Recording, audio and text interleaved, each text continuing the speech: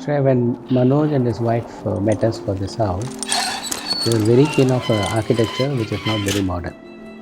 He wanted a house because by the time his son was grown up and they realized Manoj himself is very attached to animals. The son was beyond a certain level. He was attached to all kind of animals, birds, everything.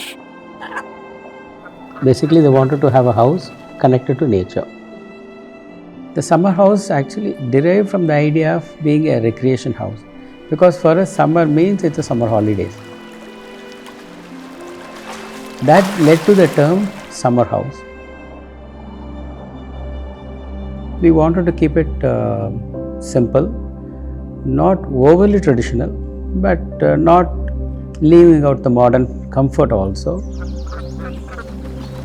We worked without any boundaries. We didn't want to force ourselves saying we should only use the traditional materials, we should only use the local materials. Because them being the exporters also, we wanted to select materials which had the feel of it. But we wanted to accommodate both. So which led to this house a more of a handcrafted feel. Located in Kangeyam, situated at the base of a small hillock called Vattamalai. This property is part of a 150-acre property. The house itself is only 3 acres. What we decided to divide the land into equal half, and we enter from the east and the house faces the north.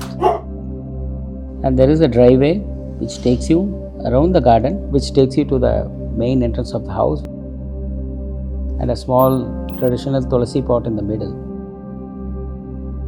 Core of the house consists of 2 courtyards and the residential and the living segments.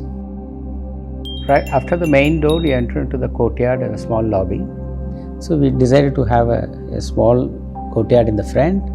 We used both the courtyards where there is a warmer draft upwards and the cool air starts moving inside. The right side is the family room and the left side is the living room. The living room, the room which we are here now. So we wanted to have a visual connect to the garden and the veranda spaces. And the women always stays together in a separate room like a living room or a family room. You can have a good glimpse of this pool from the family room and the guest bedroom. This is the water corner of the Vastu architecture. So as you walk or drive through, you straight away see the pool. So sometimes this pool will be used by the women of the house also. We created a white marble bamboo mural which divided the pool and the koi and the duck pond in the front. So though the entire house was planned on a very square module, the spa we wanted to have a very slightly different experience visually. We went for an oval shape. The spa was part of this pool, and we wanted to showcase one of the terracotta murals, which is like a banyan tree. After the smaller courtyard, we move into a larger courtyard by climbing few steps, crossing the puja. See, we wanted to locate the puja in the northeast zone of the house. This is more of a personal space, more like family area, which connects to the dining. It brings in lots of light. Originally, we didn't want to have the skylights. Sometime in between, we thought of giving grills, but the grills will take away that free look of the courtyard. So we introduced a motorized glass panel, which protects the house from the birds entering into it, animals entering into the house. They worship Lord Muruga in Vattamalai. So the second mural, we wanted to end the vision with a peacock mural. This is the son's bedroom. The access to this bedroom is through the larger courtyard.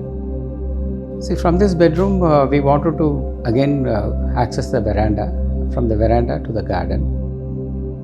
The reason why we have interconnected bedrooms is, this is for Mr. Manoj and his wife, and they wanted the child to grow independently. At the same time, they wanted to have the access for the child in case the child feels like coming and sleeping with them. As they grow, eventually this door will be locked. Anybody who steps into the house, they are wrapped with elements, basically lots of wood and tile, that is what, and stone, which makes the house more and more rustic and handmade. we wanted to work with a slope roof. And in Tamil Nadu, most of the houses on the farm will always have slope roofs. In the entire, it's a farm come the production area. Behind they have a cow shed because they are all lovers of animals. See, our firm always believed in experiential architecture, where each house has got a story, invisible emotion or a feeling to communicate to people. We wanted architecture not only experiential, and we wanted this architecture to be an inclusive architecture. Like we really wanted the craftsman to be part of any project. It may be a small painting, it may be a small teapot, or it may be a stone mural. So though it was envisaged as a recreation house, it finally ended up as a full-time house.